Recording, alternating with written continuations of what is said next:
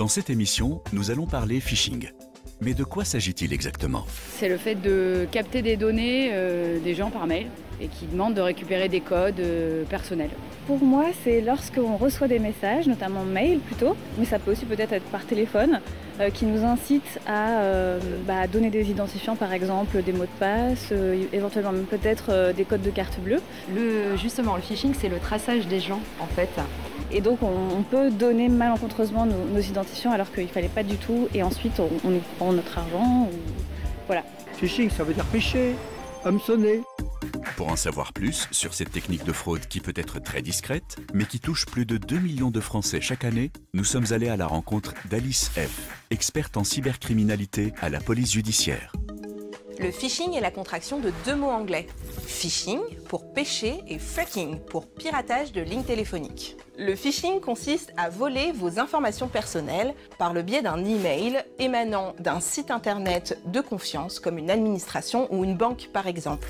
L'objectif du pirate est de récupérer vos identifiants, mots de passe et coordonnées bancaires. Chacun est acteur de la cybersécurité. En cas de doute sur un email, n'hésitez pas à le signaler sur la plateforme Pharos de la police nationale au www.internet-signalement.gouv.fr. La plateforme téléphonique Info Escroquerie est à votre écoute pour informer, conseiller et orienter les victimes. Il est nécessaire de déposer plainte au commissariat ou au service de gendarmerie le plus proche de chez vous pour obtenir réparation du préjudice.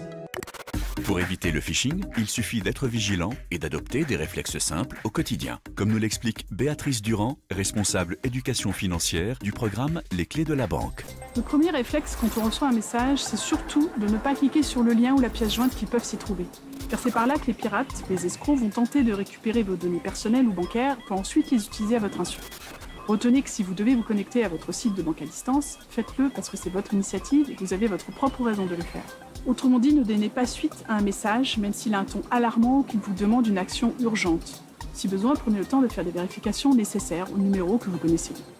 Sachez que ni la banque, ni la police ne vous demanderont jamais vos codes de connexion, ni d'ailleurs le code secret de votre carte bancaire. Pour lutter contre la fraude, vous pouvez signaler toute tentative d'escroquerie sur le site internet signalement et faire suivre les spams et SMS au 33 700. Pensez également à prévenir l'organisme ou la banque dont l'identité a été usurpée.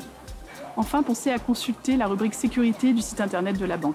Mise à jour régulièrement, elle comprend des exemples de fraudes les plus courantes, mais aussi des alertes sur les fraudes récentes. Si toutefois vous avez cliqué sur un lien frauduleux et saisi par exemple votre numéro client et votre code confidentiel, contactez au plus vite le service relations clients ou votre banque afin de faire bloquer et changer vos codes bancaires à distance et surveiller votre compte. En cas de débit, contestez l'opération auprès de votre banque et déposez plainte. Retrouvez toutes ces informations sur le site lesclesdelabanque.com.